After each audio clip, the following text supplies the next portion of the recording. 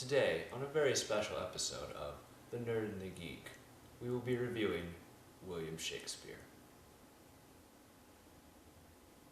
JK, JK, JK, LLL, OMG, WTF, ha ha ha ha ha. You like it? What was that? What was what? I just want to go a little more classical, baby. Welcome back to The Nerd and the Geek. Episode 4. 4. Mm-hmm. New Hope? Almost. I got nothing. Yeah. Alright, so we're here. We just saw Inception. Just saw it. It's about 1 a.m., right? Yeah. 1 a.m. Probably. Just saw it. Came out. Mm-hmm.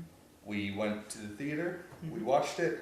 We're going to talk about it. We didn't even ride in the same car together, so weren't tempted to talk about it. Well, because he fell down, and two of the party members got there on time to get good seats in a good part of the theater to be able to watch the screen from a nice viewing distance. This guy fell down, couldn't get up on the way over, and so we sat in the second row. It wasn't that bad. So thank you, Seth, for that. But anyway, we're not here to bicker. Mm-hmm. We're going to talk about Inception. Yeah. What do you want to tell them about it? Quick overview?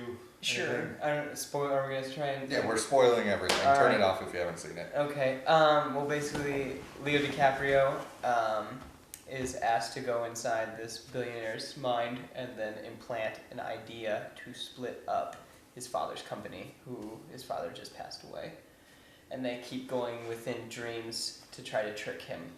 Basically, this whole movie's based on what you control in your brain and what you don't, and when you do and when you don't. It's a really weird idea to try to write down on paper. Mm-hmm. I think it's fitting that it came out like 10 years after The Matrix, which because that's what it kind of reminded me of a lot while I'm watching it. All right, one thing I want to get out of the way, because what we're going to try to do is make this more of a conversation than a review. Real quick, great acting in this movie. Agree? Mm-hmm. Great acting. Yeah. Tim shaking his head back there. He just saw with us. Mm-hmm. We got Leo DiCaprio, of course. Mm-hmm. Hunky as always. Yeah. Adorable. Yeah. Great acting. Little scruff. Liked it. We got Joseph Gordon-Levitt. I saw him in 500 Days of Summer. Loved it. He's a great actor. He's pretty cool. He was on SNL and he really hosted well. He was one person that just wanted to be funny, and he does great in this movie. Mm-hmm. We got Ellen Page. Did awesome. Who's the architect in this movie. She builds everything. Mm-hmm. Doesn't do a whole lot. But all the parts she was in, I felt like she well did a done. good job. Yeah.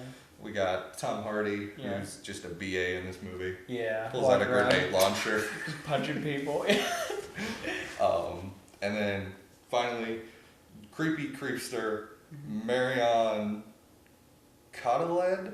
I probably pronounced that wrong. We'll put in the annotations the real name. Which one was he? She was the wife. Oh yeah. Creepy. Yeah. Whole Creepy? time. Tim says creepy. Yeah. Bethany creepy? Bethany says creepy. We got 4 Creepies. out of 4. Creepies. No, we're not creepy. You just called us creepy. 4 creepies out of what? No, you said there's 4 yes to creepies of 4 creepies, so we're 4 creepers. Yeah. That's not what we're talking about. Okay. Alright, It's 1 a.m. so I'm usually in bed. basically, this kid sleeps early. He's young. Late to bed, early to rise.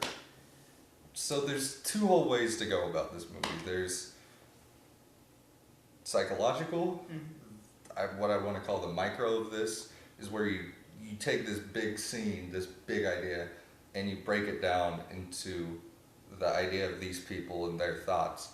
And then you have the whole macro of the idea, the bigger version of, do these thoughts even matter, or is it all about an outcome? Is it about a means to an end? And In justifying the balancing all that and justifying it. And it gets in your brain and it smacks it. And it kind of changes, or it kind of makes you overview the decisions you made recently, or it did for me. Mm-hmm. It was really good at getting in my brain, Sitting there. because making I was you not think. trained to have assassins that had the worst shots ever in this movie.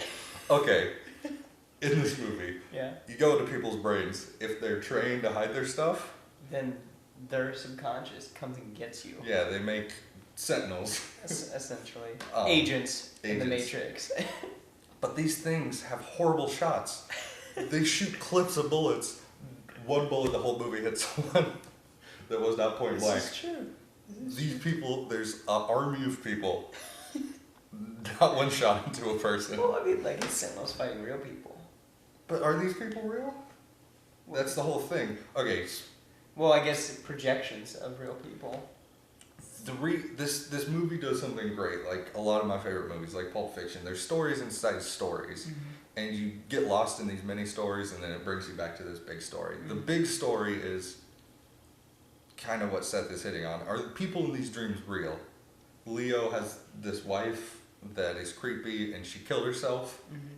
Thinking the dream world was the real world. Thinking that the real world was a dream.